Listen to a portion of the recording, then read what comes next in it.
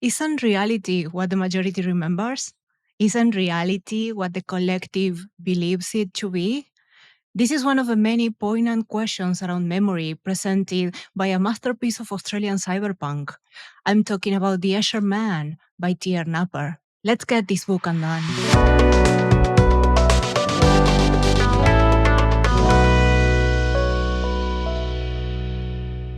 Hello, everyone, and welcome to Books Undone.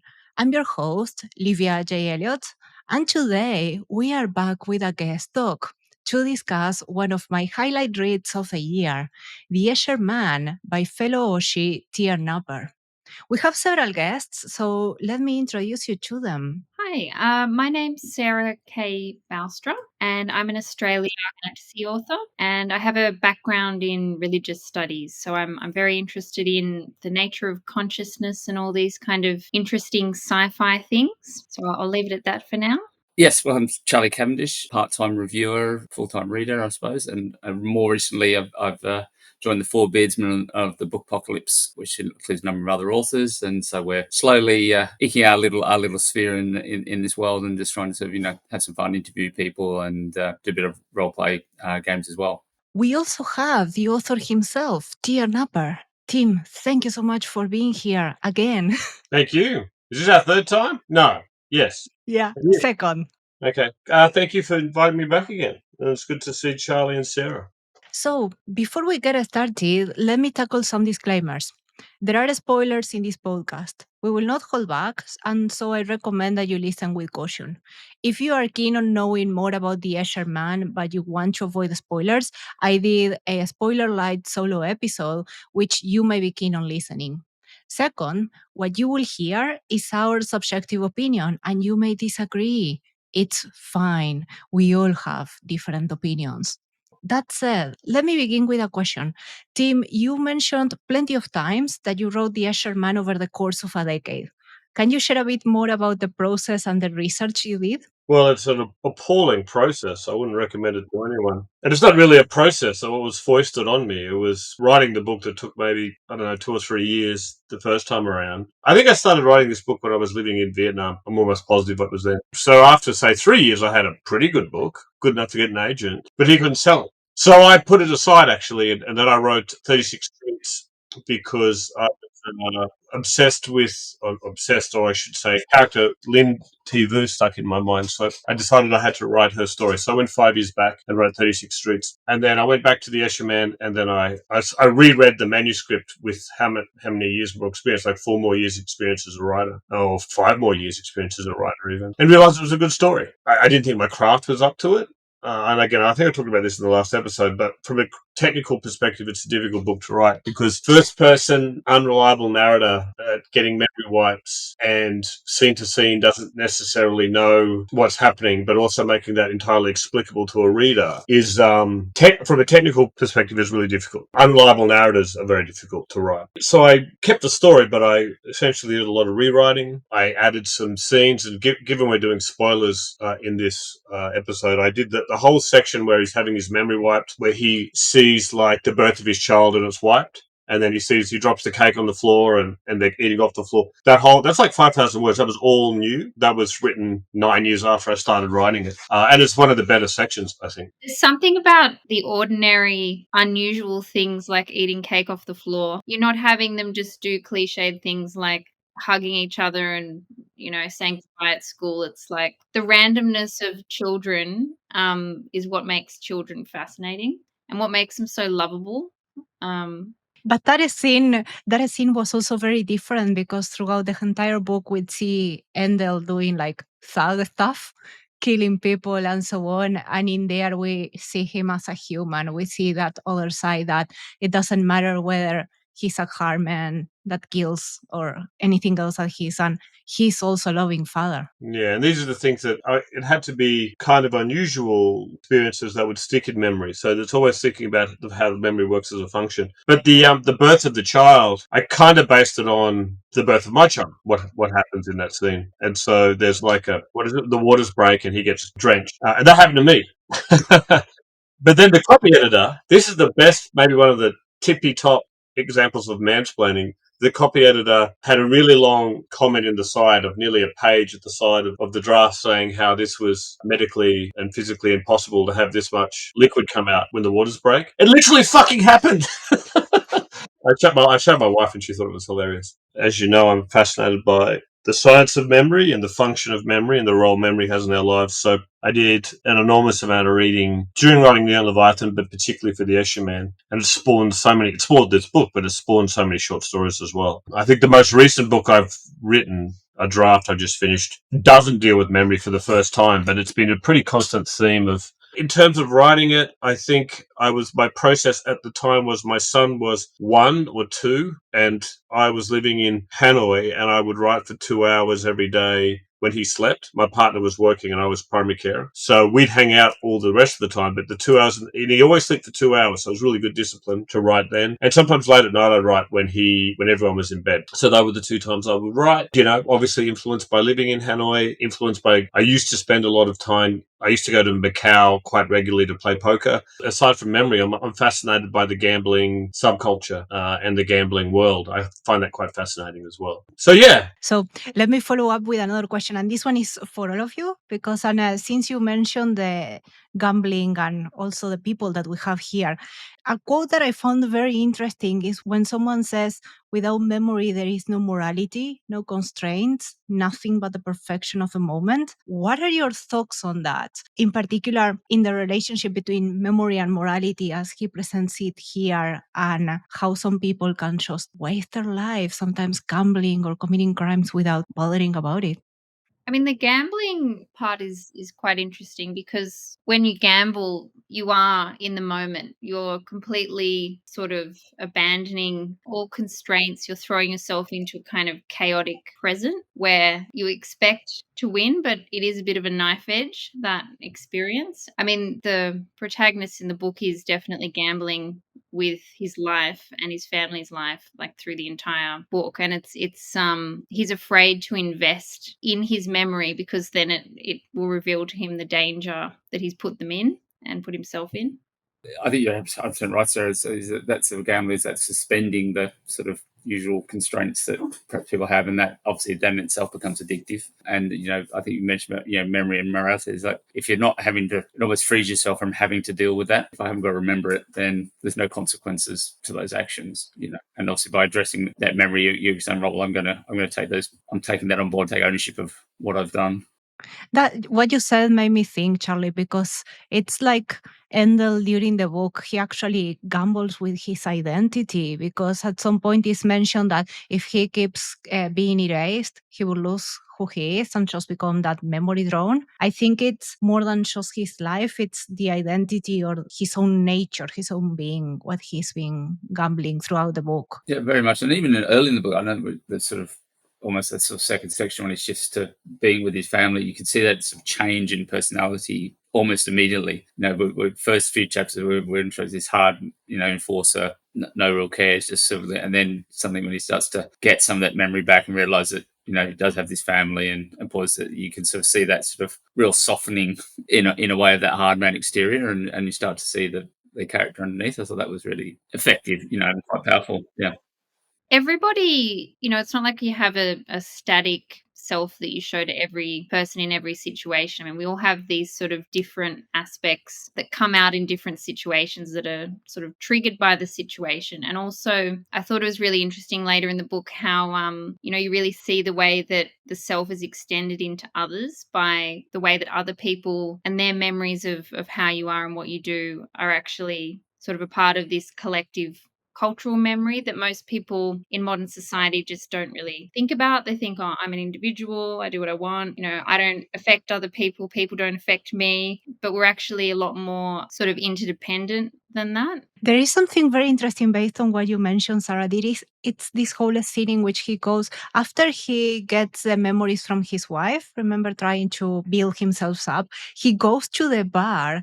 And then he gets incredibly upset when the other women are being harassed, and he realizes that he's actually reacting based on the memories of his wife. I found that hilarious because on the one side, it was a very woman-like reaction, like the one he had. And at the same time, it was very interesting how the memories of what we have been going through in our lives will change our reactions, because he mentions it at that point that he wouldn't have even done that before, and the entire situation ends up with Endel saying like, "I love your nails" to the Yes, other that was a one. good scene. Yeah, you see, he sort of his inner feminist came out. Yeah, but it's also at some point I was wondering like how much of Endel is actually acting in that scene, or how much is his wife acting through him, the memories of his wife guiding his actions, because he had just dumped her memory into him. So Yeah, that was a tricky one to write. And it was tricky. See, this is why this bloody thing took so long, because when you got an unreliable narrator and then you've got to give him a portion of someone else's memories and wonder how he'll behave. And so he does that. I'd forgotten that bit, but yeah, he gets angry. But then later on, there's a more, that's consequential, but later on there's a more consequential scene where they're blaming people for a car bombing, the Chinese military, the military police, and usually he would just walk by, but then his wife's offended about how China's behaving in Vietnam. His wife's, or she would be, and so he does something. That's how he ends up getting imprisoned, and that's how he ends up getting caught up with the rebellion. I think he said something like "we Chinese," which I thought was quite interesting. Like that's not how we Chinese behave, and it's an Australian guy saying that. Like he doesn't. It's almost as if he's been that memories. as if his wife were talking. Yeah. Make it. Yeah, exactly. Yeah. So I thought it was interesting. A good scene. Yeah. Later on, the Omissioner cleans it up, which was a relief for me as a writer, because I had to keep thinking about what she'd think in every scene. But then the Omissioner cleans up his memories, and so he remembers certain events still, but he doesn't remember things independent of him. But dyadic memory, I think that's what it's called, is a thing. And so this is an experiment any of you can do and any listener can do. Is dyadic memory is when you, with a partner or an old friend or whomever it is, you can sit down and talk about an episode in your life, and you can say, "I remember this," and then they'll say, "I remember this," and sometimes they might jog your own memories and unearth them. Sometimes you'll have misremembered, but you'll come out of it with a stronger understanding of that event in your past. But in that sense, this is kind of a version of the way your memories can extend beyond the self, or that the self is not just contained in the body necessarily. It extends to others and their experiences of you. So yeah, I mean, dyadic memory is something that I've thought about, and the way as part of our identity. But I also, of course, I think it comes up in this, but it also comes up in my other work, which is the memory of the body and the memory of feeling and the memory of smell, for example, and all these things, because I think about uploading brains into a neural net. But what do we lose if we lost our body? There's this sense that this is meat space, and some people are quite contemptuous of the body, but I think our humanity is bound up in it. I just, coincidentally, I wasn't doing this as prep for this. Someone sent me an article about memory in the heart, and people who get heart transplants start to get the memories of the first person who had the heart. So this is a peer-reviewed study. This isn't just a speculative what if. So I'll read a little bit because I just happen to have it on my screen. Studies indicate that heart transplant recipients may exhibit preferences, emotions, and memories resembling those of the donors, suggesting a form of memory storage within the transplanted organ. And then later on, the heart, I don't know how, but the heart can store memories in a similar way that the brain can store memories. It's fascinating. And so this is something that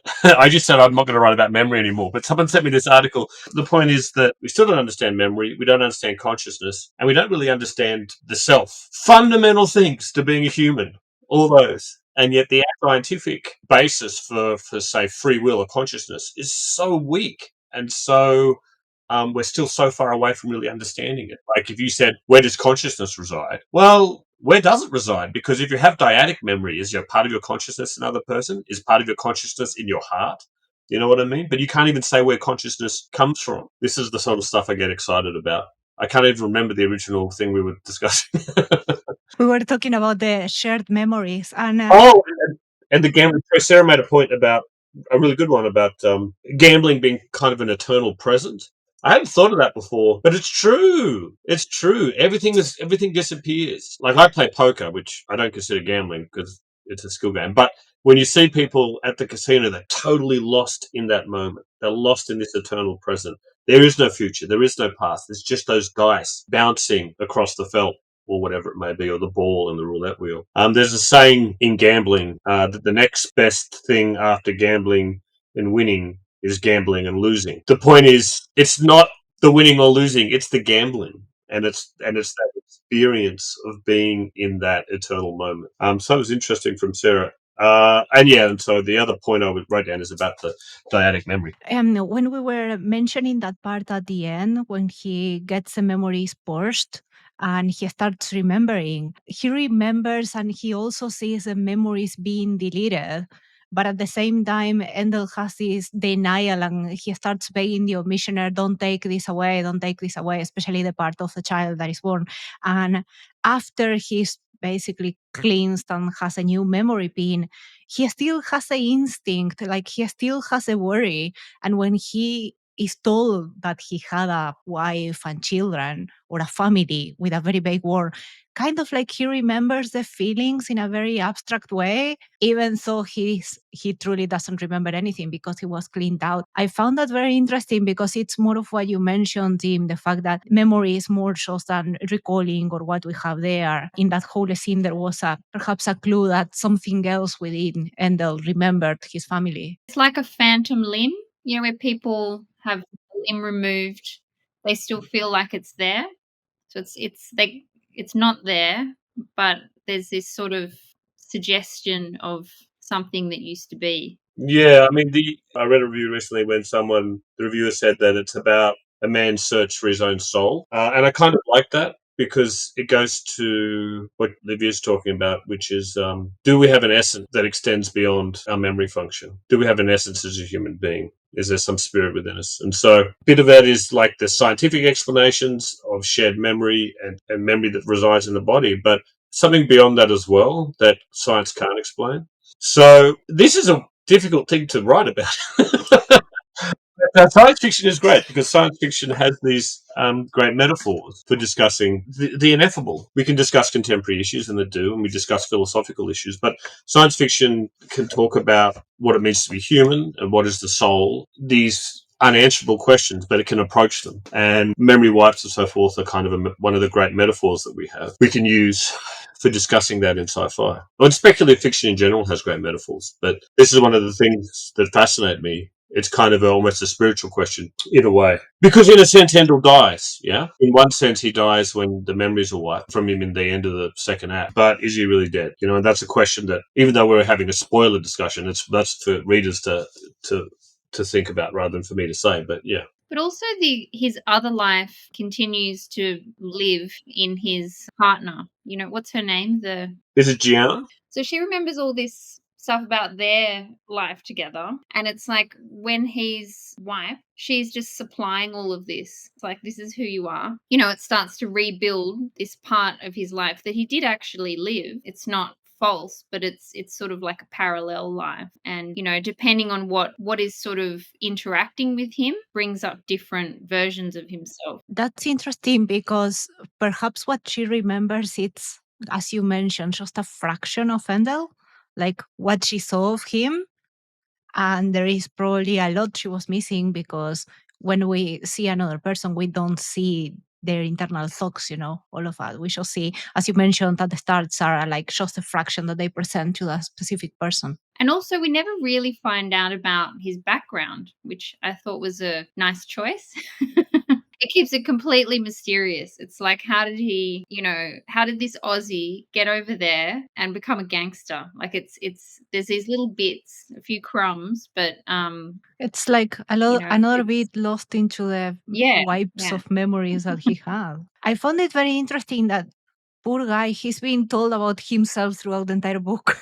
Like all the people seem to know him better than he knows himself. And as the plot goes, like he keeps finding pieces of himself in other people, like they all knew him or a version of him or his actions, and he doesn't. It must be so stressing. Well, happy you feel that there's a piece of you slipping away, and then you're getting it sort of represented back to yourself. It's a little bit like, I don't know if it's quite like that, but it's when you hear yourself back on a recording, or I mentioned I'm a little bit new to doing these sorts of things, and it took me a long time to actually listen to my first one. I thought, I don't know if I can bear to listen to myself, and yeah, that's not me. As you said, there's that thing of everybody, that your interactions with other people and how they view you, and it's very rare that unless they sort of tell you, but even if they tell you, you're not experiencing it in the way that Endel does with actually getting someone else's memory of yourself. So that sort of very existential sort of looking. in a way, from a craft perspective, the reader's discovering as well. So it's kind of, if you do three know the movie Memento. Yes, I noticed. I thought that was a nice Easter egg. The name of the bar quite early on. I think it was the memory business at the resort, and he went into when he went to fairly on when he first arrived, and the name of it was Memento. I thought, oh yeah, I know what he's done there. Oh, was it? Okay. Well, that movie's great because one of the things it does, it goes and Nolan puts the story in reverse. He does that so you experience the story as the protagonist and suffering from the same amnesia. And so I kind of tried to do a version that, and ultimately at some point a diversion, you know what's happening with Endor and he still doesn't. But I did want to have scenes where people are saying, well, you did this and you did that. And he's like, what?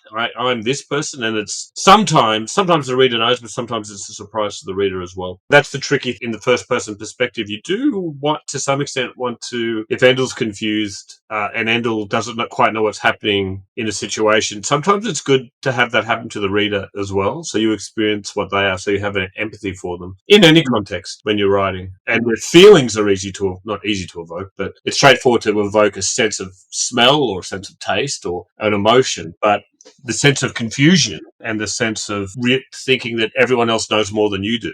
I try to put a little bit of that in for the reader, so they're experiencing what he's going through as well. And in terms of backstory, I think, about hinting at the backstory, I won't tell you what the backstory actually is, but at one point my editor said, what did he say? The book's dark enough as it is. If I hear his full backstory, I'll just be too depressed. I said, please don't tell me. No, I think it's better unknown. It's better unknown. Actually, no, you're right. Yeah, sometimes it's nice to imagine those sort of.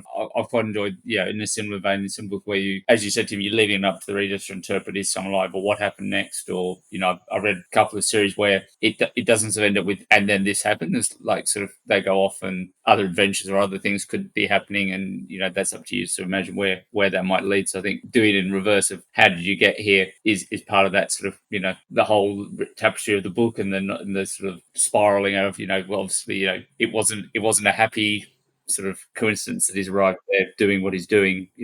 He probably wasn't a Boy Scout to start with. So yeah, and I think it's interesting how generally, I'm not talking about people who see themselves as gangsters, but generally people don't think of themselves as being wrong or fundamentally bad. Like most people can explain their own actions to themselves. And I think it's interesting how, a part of Ebbinghouse's job requires him to kind of delete all of the kind of dark side of his personality, just for practical purposes. But for his purposes, he just will not look at that side of himself. If you're trying to figure out like what is a true picture of this character, I thought it was really interesting that it is a sci-fi book and not just a book, set in a non-technological society, because there's this idea that you can record with absolute fidelity, like the truth, with, some kind of computer aided recording, and even things like nerve responses and, like going beyond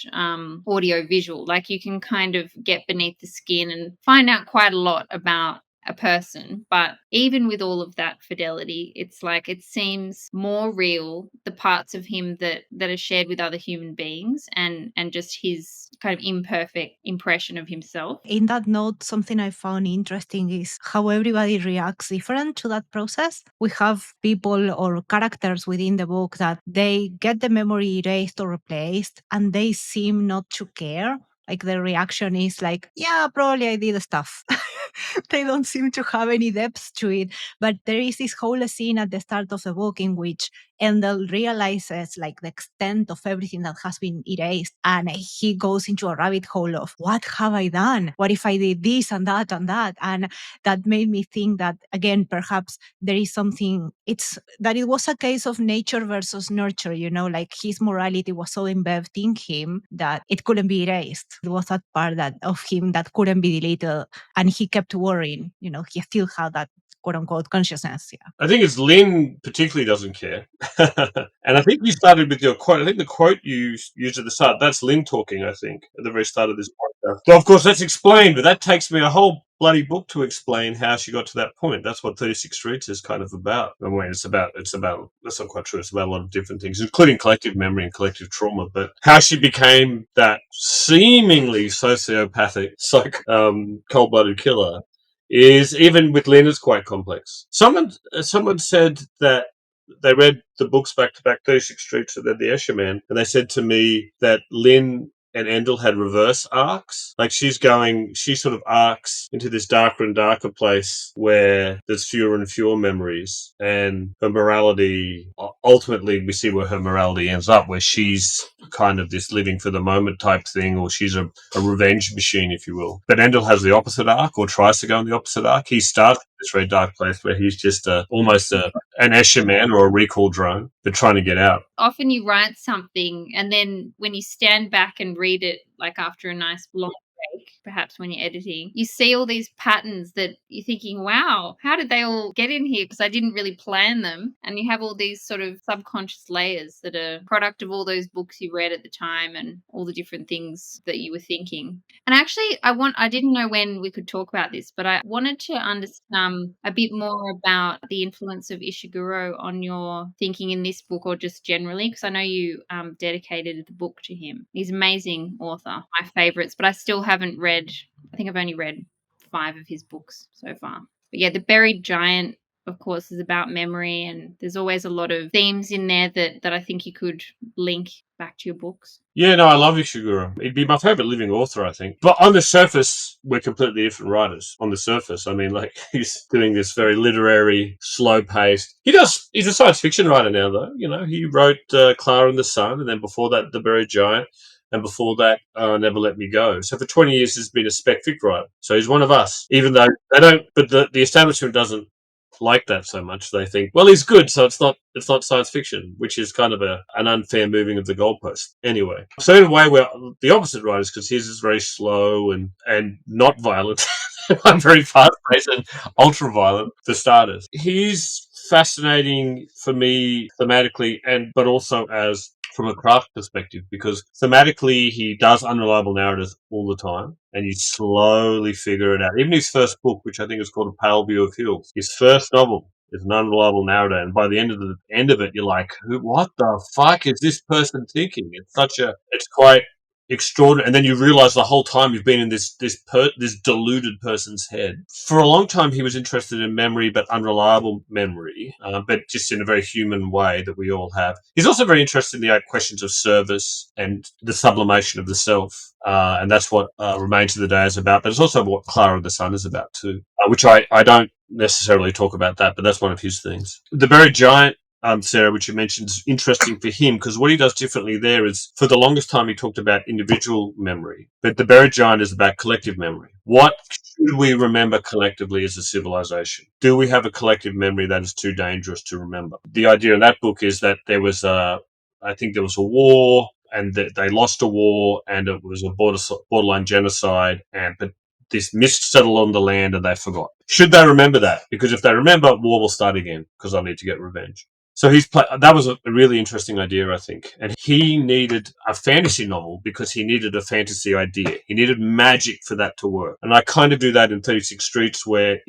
can we use a technology to collectively change a memory? And this is Vietnamese memory about a war. Because if we can change a collective memory, we can change the culture and change behavior. And then in the Escher Man, there's that village where they're giving everyone the same memory, all the Vietnamese people. Again, to make them more pliable, make them more accepting, and a kind of denial of the self and denial of the collective community that's there. As Sarah says, you write, and then you look at what you've written, you go, oh shit, I was really thinking about that at the time, and I didn't realize. But I think, so Ishiguro has probably influenced me in that way, thinking about memory. But the other way, he's such a subtle writer. Like, he's not interested in obfuscating anything with long words or impenetrable paragraphs. He's deceptively simple in his writing. But I love that every sentence is kind of layered, and every piece of dialogue between characters is layered. So there's always subtext, and they're always saying more than one thing. And that he conveys emotion in a way, like he never says Bill was sad, or Bill was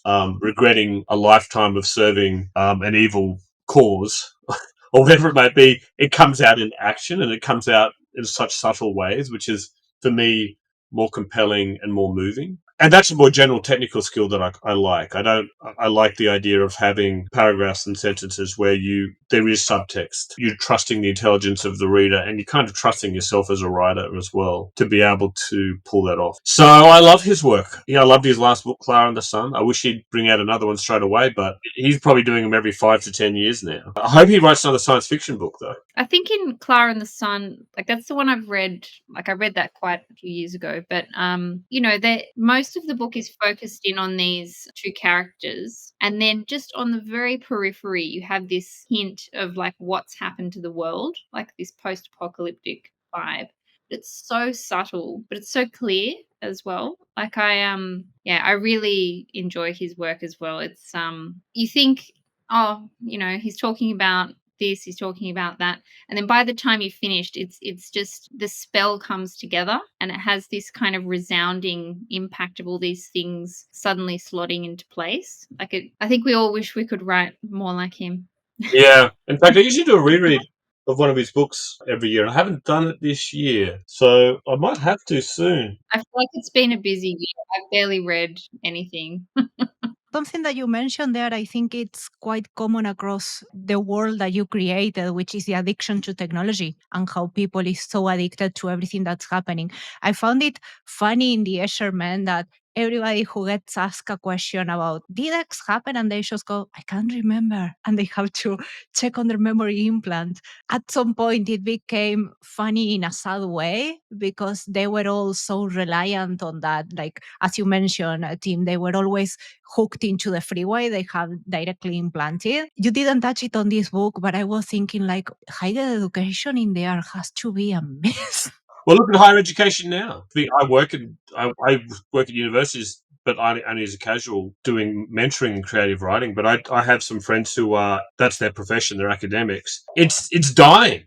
Higher education is dying because a friend was telling me the other day when I had these couple of days off in Melbourne. She's an academic. She was talking about and this is so science fictional and so cyberpunk, serious discussions about letting students use AI to write essays, and B, letting AI mark the essays. Yeah.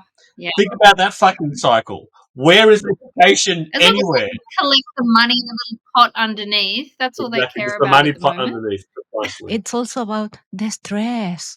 It's so much easier to get AI to write your essay and don't stress what you have to put up in there, and far less stress to market as well. And I think that's also what we look for on social networks, it's easy, less stressful, let's watch cat videos. A society has to value memory and heritage and all these sorts of things for it to have currency. And I think this is the thing that the more corporatized, the more media streaming our culture becomes, those things are not valued. It's just your ability to kind of participate in this fast streaming flow of information and just keep up with it. In that tone, I loved what you wrote in this book, Memory Civilization. I suppose it comes, if you don't know history, deemed to repeat itself, and things are cliched sometimes for a reason, good or bad. And I think that's true. It's like whether it's memory and sort of knowing of your culture and what has gone before, I think is important. When you look back, to jump into history a minute, but you look back across different cultures and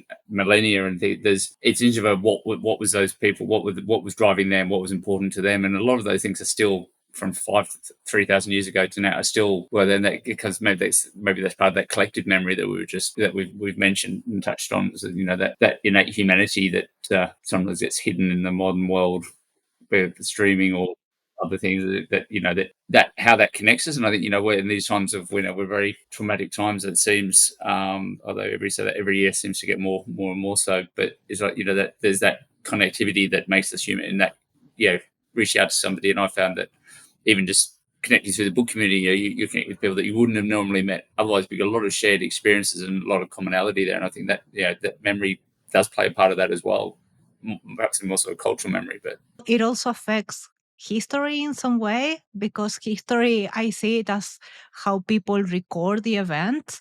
And perhaps events recorded like 3,000 years ago, we get 1 or 2 accounts. And nowadays we can get people live streaming what's happening and their reactions and their opinions, and the information that we get and how we build that collective memory about the events is changing a lot. So yes, I think that's right, Livia. It's history told by the victors, but yeah, if you could get the other side of things, or yeah, it would be fascinating. A what if, I suppose, of what else might have happened. A kind of a postmodern view of this sense of having multiple histories that are true, yeah. And I think that overall is a good thing. So this is 36 Streets, but The Sorrow of War is a novel that I refer to several times in 36 Streets, which is a real novel written by a Vietnamese author. But the point is that memory had been suppressed in Vietnam of the Vietnam War, and had been suppressed in one sense by Hollywood, because the view of the Vietnam War was the American view, and which was very dehumanizing to Vietnamese people and treated them as these mindless fanatics wearing black pajamas, charging at them and getting gunned down. But the Vietnamese government did the same thing, but they did it from a different perspective.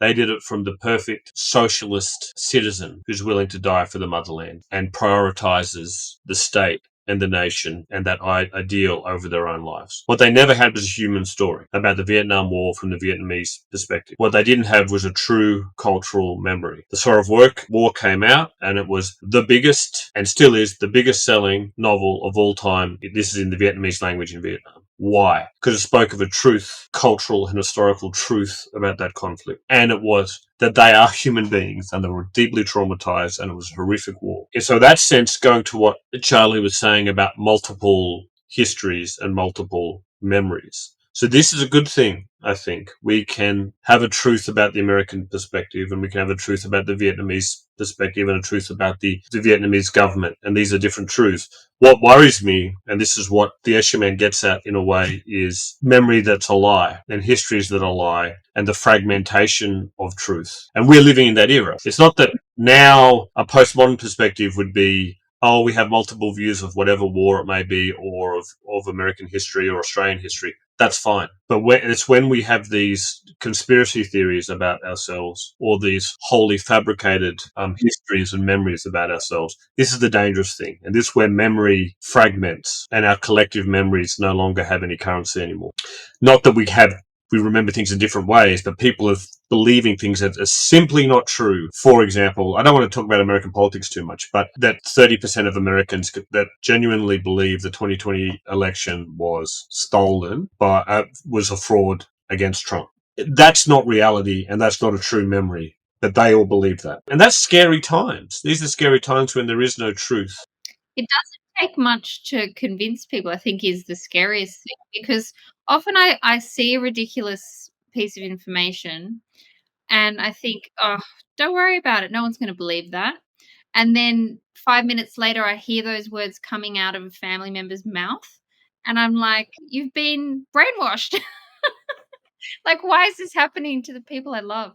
And it's happened so much over the past few years that I've become accustomed to it. It is almost like a virus kind of flowing through people. And when it's lost its purpose in society at the time, people will just forget about it. But while it's being pumped, through the media on every level, it animates people like they're little puppets. And it's most people still believe they can think critically, but how can you think critically when you have no inputs of reliable information? It is actually very difficult. and it's also perhaps because social media enhances some biases. If a lie or a misconstrued truth gets popular, it's in everybody's mouth. And a lot of people will say, like, okay, if so many people are believing it, it must be true. Before we had the internet, before we had social media, it was far more difficult for any lie to achieve that stage.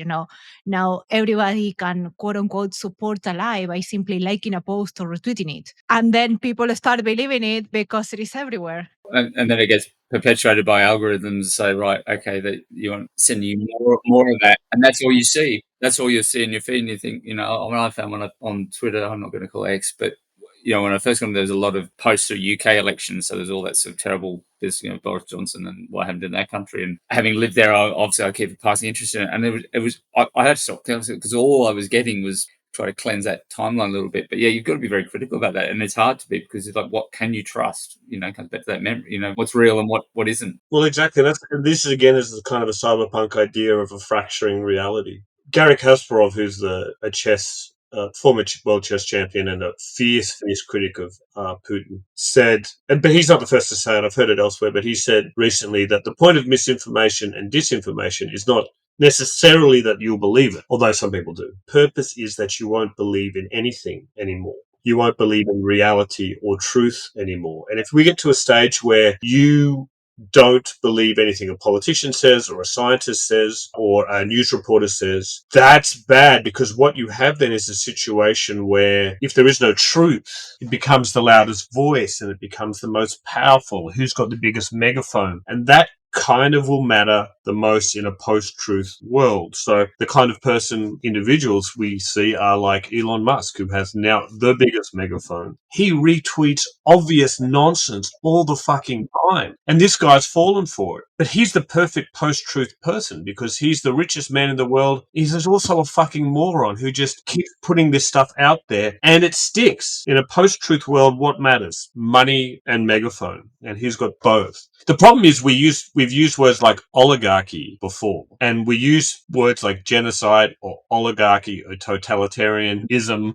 or dictatorship, and they've been used so fucking easily. And now we're in one. It doesn't have the same sting. That word like America is an oligarch. But who fucking cares? We've used that word so much. Words have no meaning. Reality has no meaning. And so that is a very scary situation where we're vulnerable to demagogue. We're vulnerable. Now the great demagogue is the algorithm. Something that I found quite interesting in this discussion is that even when we are bombarded, we still have the choice not to believe or to believe, depending on what we see.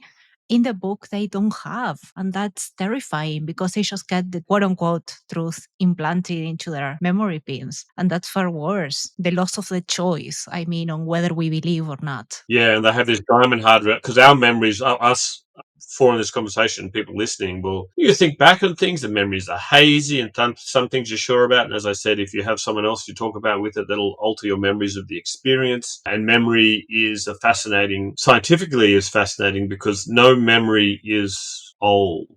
Every memory is brand new. So every time we remember something, if you try and recall something now, you are drawing it through all of your life experiences since, and it's going to be layered and tinged with that. You're rewriting it and it goes through a new neural pathway. So memory is alive. It's a vivid thing. It's a living thing. But in the book, you just have a playback. You can go, boop. You can ask the AI and say, what happened on this day? Who won that argument? Who was meant to put the bins out, or whatever it is? And it's there. Oh my God, that would be terrible in a marriage. It would be awful. You Could you just said this. No, I didn't. Yes, you did. You'd be screencasting from your memory chip onto the screen. Look, there's you saying it. There's that look on your face, the tone of voice. Listen to it yourself. Oh God. But also, as I say, and this goes back to, I can't remember who was saying it, but I wrote a note to myself. This goes back to the idea of cognitive offloading. With the Escher Man and with my fiction, I do try and always ground it in some reality, a scientific reality. Cognitive offloading is this idea where the more and more you become dependent on devices for a memory function, the weaker and weaker your own memory, your organic memory function becomes. And they've shown studies where you have a group of people who can look everything up on a device and a group of people who are not allowed, and they test them over time. The people who aren't allowed to look it up tend to remember things better because the other people aren't. If you think of memory as like a muscle that needs exercise, it starts to atrophy. And so that goes back to what happens in the book. Like if we all have technological memories, digital memories implanted, our natural function declines. That's based on a real scientific phenomena, which is one of the reasons I try and have screen-free days, which is one of the reasons I try, if I want to look something up, I don't look at my phone for like 5 minutes because I want to exercise my brain to remember it, and I know it'll get there. So I can have it now or I can have it in 5 minutes, but I want my brain to do the work because otherwise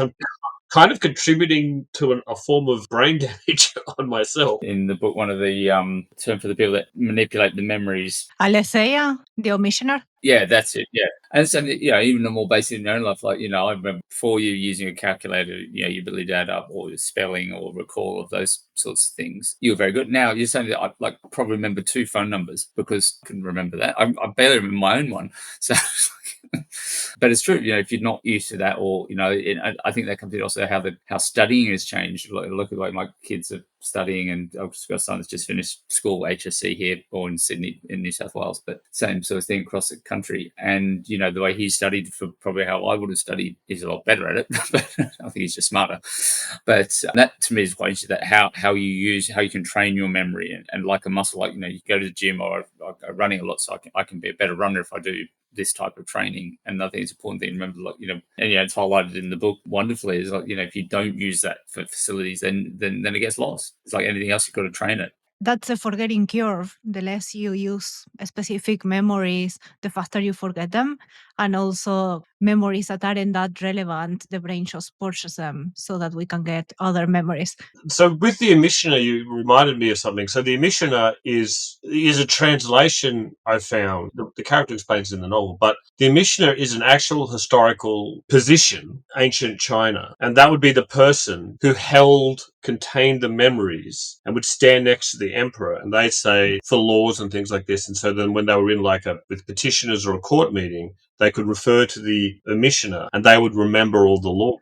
And I thought, fucking imagine how powerful is that individual? How much power? Their culture is residing in their memory, and they could say anything. And so I have a short story in Near Leviathan called Dark on a Darkling Earth, and there's an Omissioner comes along, and there's a group of soldiers, and the Omissioner's kind of a drunk and doesn't care, and they keep asking him what the official memory of things are, and this person's just making it up. But they believe every single thing that this person says. The rest of them have had a memory virus and can't remember anything at all. Different cultures have had something similar. That, and again, she says it in the book, but the Greeks had it, and it was in Jewish tradition as well. You had this repository of memory. And I'm like, that is such a fascinating, scary, exciting idea. And then you project that into a science fictional setting, and you can do some cool things with it. Yeah.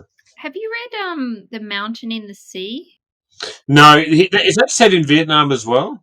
It's a fascinating book, but it looks at the transference of knowledge from generation to generation in a much more simplistic way, because it's basically looking at the beginning of sentience and what is required for a species to become intelligent. There's this juxtaposition between evolving creatures and human beings and AI and all these different things. And anyway, it's a very interesting book that I don't want to ruin for you, but one of the important aspects of being able to evolve is the ability to record information for the next generation to learn. So writing systems, things like that, and more complex means of transferring a lot of information to the next generation for them to embody and pass on. So it's, unfortunately, these days we're passing half of our information to our children and then the other half to computers.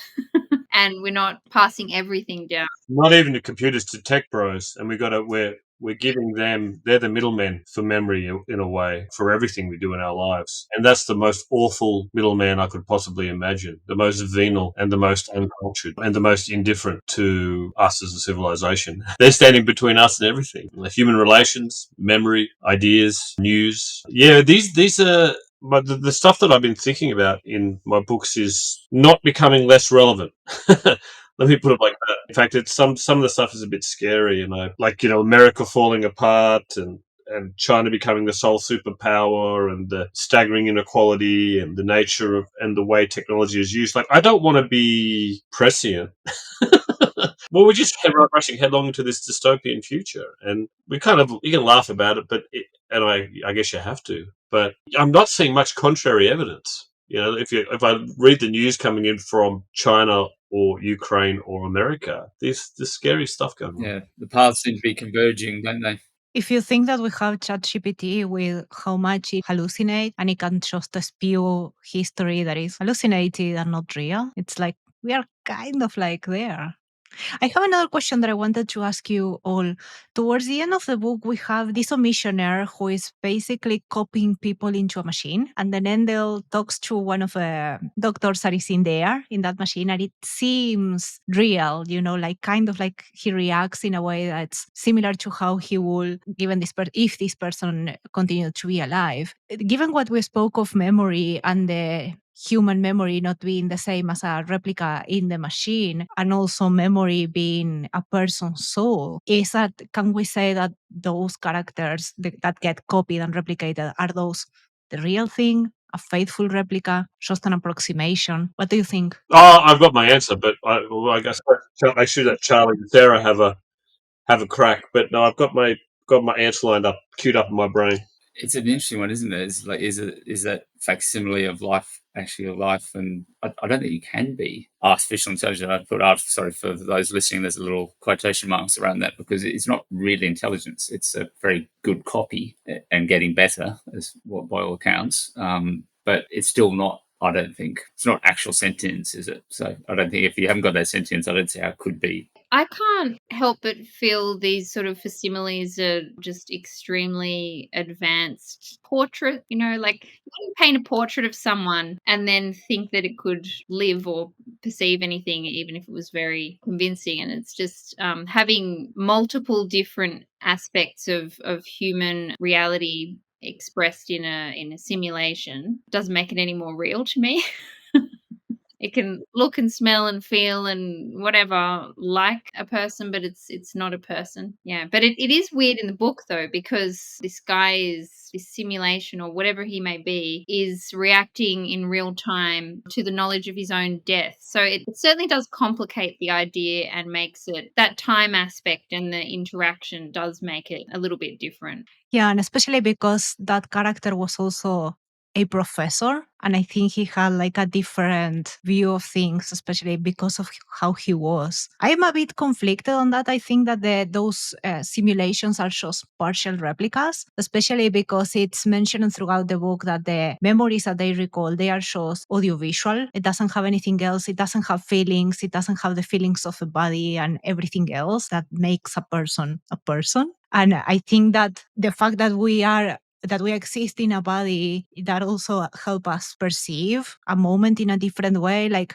we can be talking right now and somebody's cold or somebody may want to leave, but we are not sharing that. And that information, they have no way of collecting it. Yeah, no, they're all dead. There's two things. There's uploading your consciousness to a neural net, but then what they have is something far cruder, which is merely scraping information from social media and then putting that into kind of a futuristic version of ChatGPT, and then using that to fool relatives so they think they're still alive, but they're getting robbed by all their assets have been taken by the gangsters that run this town. You can get this service now. I had it advertised to me the other day, and I've heard about it before though, where you put imagery and audio of a loved one who's about to die into like a chat GPT bot, and I'm not sure if you get visual as well, but I think you might. And so say it's your dad. Dad passes away. You can go back, ask your dad questions. This is technology that exists now. And so you go and say, "Oh, Dad, I'm thinking of buying a car. What should I do?" And then the ChatGPT equivalent bot, based on the data that's been entered that you've given it, will give you the answer back. How to talk to loved ones, they say. They will never die, etc., etc. How fucking inhuman. That is owned again. The fucking tech bro owns the data of your dead relative, and you're paying them to mush it all together and regurgitate it back out to you, rather than relying on the lessons you learned from, say, your father during life and your memories during life, and having an internal dialogue with yourself. You're using this awful golem that has kind of resurrected an image of a loved one and put through a large language model. They're the equivalent of the people in that book. In that, the people who get put into that simulator, it's a more advanced version of that. And in that sense, it's just basically a true version of what they're trying to do now, which is contain these memories for the purpose of extracting more revenue. An interesting question, though, relevant question, is the idea of uploading consciousness. So instead of just scraping data from social media, as they do in the book, it's uploading your memories uploaded into a neural net. And then the question is, well, is that immortality? Is that sentience? And so I was reading an interesting book about just this. Well, this is one of the things they discuss. I think it's Super Intelligence, it's called, which is kind of considered the Bible of AI. But in that, he has this fascinating idea where the first zombie apocalypse occurs when all the very rich have themselves uploaded into neural networks as a way of having eternal life, because consciousness is not uploaded. So you have a perfect Sarah uploaded, and I talk to you, and it'd be like this, and you talk and you react in all the normal ways, and you have your memories, and you can hold this conversation, and you might even say everything that you've just said, but you're not self-aware. Yeah. So that's the first zombie apocalypse, is this computer filled with dead people talking that give the semblance of life. And this is one of the deep mysteries of our existence, is consciousness. Why are we conscious? Why are we self-aware? It's not required for living. All the things we do, art, literature, and music, from an evolutionary perspective, we don't necessarily need all these things, and we certainly don't need consciousness. I love science fiction novels that look at that, try and imagine what a civilization without self-awareness is like. That's in Peter Watt's Blind Sight, I think it's called. Imagines this huge, expansive alien civilization that has no self-awareness. So that's a big tangent, but I wrote the note down, so I had to say it. But it's related in a sense, because they were uploading just data in the book. But even if you upload consciousness, the question is, are you still human? And you're only still human if you're still self-aware, right? Otherwise, you might be the most perfect simulation of the self possible, saying and doing all the things on screen that you would do normally. But there's no ghost in the shell. There's no spark of human life inside. One interesting thing about consciousness is the experience of actually being conscious, like being awake. Because when you're very ill and when you're sleeping a lot, you have this weird sense of just like, okay, I'm here for a couple of hours, and then you're asleep again. And then you're sort of not there, and you have these dreams occasionally, but there's a huge amount of your life that you're actually not conscious, or that you're not aware of. And of course, remember in the book you were talking about the importance of forgetting. There's this element of, it's almost like the day and night of consciousness. Like there is this mystery that we can't understand, we can't even see it. We visit that state every 24 hours basically, but some people are in that state more when they have experienced some kind of trauma, and they're stay in hospital for a long time or something like that. Yeah, just the nature of what the self is, and whether it's these chattering thoughts and the things we verbally say, or more sort of background drifting of the mind. Like there's so many layers. I think that is also the self-awareness it's in some sense it manifests in the relationship between being conscious and being unconscious, because our brain keeps working and it keeps processing stuff. And when we are awake, immediately after an event, we may think in a way about what happened, but after we quote unquote sleep on it, we wake up and have new memories or new feelings about what happened. So the memory keeps working in that case. And I think that the self-awareness extends even so differently when we are unconscious. It's like we need both. Yeah, this is another one of these ineffables that you can sometimes approach and it's one of the very few places you can think more deeply about it. Of course, you can do it scientifically, but as a way to communicate more broadly and to get inside and experience. So I was watching an interview with Cormac McCarthy, and he was kind of obsessed with the unconscious, the way our brain worked, including during sleep. And he called it the night shift. So your brain keeps working and this is this thing about, I'm going to sleep on it. Your brain's still working out these things, and you do feel differently the next day, don't you? Because there's some level of, I don't know, of a consciousness or thought there where you're processing all these things that have happened to you. I know I rely on the night shift in my writing. I wonder if this is true of all of you, but I absolutely know that not just the night shift, but I guess it's the day shift as well, I suppose. But I'll put aside a book for weeks or months or sometimes years. My brain will work. And when I least expect it, I'll go, and I'll write some notes down on something that I've put aside for a few months. The brain's always working. It's such a weird organ that we kind of have to just creatively, you just have to trust. I can't force an idea. I mean, maybe I guess if you read a lot of scientific articles, maybe, but you can't force an idea, and it does the editing for you. It's thinking about a book it seems impossible to contain in the mind because it's something that's 400 pages long and has all these characters and ideas and emotions, and you're embodying all these different characters and their conscious. Like it's almost impossible to hold in your head, but you do somehow. But it's always working. It's working it out, not just here at the front of your mind, but when you sleep, when you're reading, when you go for a walk. I've kind of slipped away from what Sarah was saying, but it just reminded me of this interview with Cormac McCarthy talking about his the faith he put in the unconscious and the night shift, as he called it, where your brain's doing all this work when you're sleeping. So thank you everyone for joining me in the discussion. Before we call it a day, let's do a round of outros so the listeners know where to find you. You can find me at FanFi, where I do a lot of my reviews, interviews.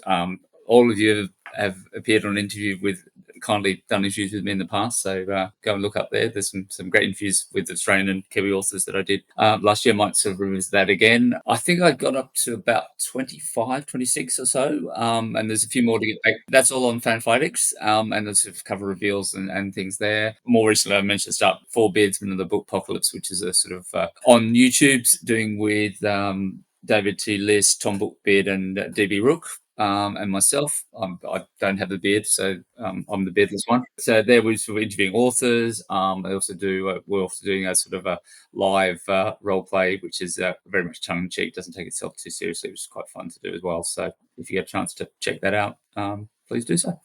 So my name's Sarah K Balstrup, and my debut dark fantasy novel, The Way of Unity, came out in 2023. I'm about to release the sequel to that one called Black Stream, and I'm currently in the last phases of editing. So it will come out early 2025, and I've also done a new book cover for The Way of Unity, and I've painted the covers myself this time, and I wanted to have a bit of continuity between first book, second book, and the planned third book. So I'm painting the cover of the third book, even though I haven't written it yet. I'm on X/Twitter. I'm not anywhere else. I have a website. I can't remember the name of my own website, but if you go to my Twitter profile, I've got the link there, and that's how you can find me.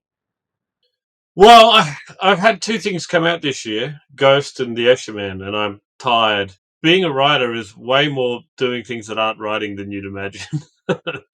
For your listeners, if you're aspiring writers. I don't have anything coming out next year in terms of trad publishing. I do have a novella coming out in Asimov's, which is cool, in like March, April, which is about, I thought I'd do a fun topic. I really wanted to, I think I just finished a really difficult novel, so I decided I'd have some fun and write a story about killing billionaires. And then it couldn't be easy though, could it? I had to get long and dark and morally complex. So that story is appearing in Asimov's, and it's really everything that's happened since in America and is happening now. I think it's more relevant than ever. But no, next year I'm just going to write, and I'm excited that the idea of kind of focusing more on writing, finishing up the draft of a novel I did this year, and then going back to this fantasy novel I'm working on. In terms of where you can find me at the Escher Man, funnily enough, on Twitter, and everywhere else is TR Napa, and I am nearly everywhere else. I hate it.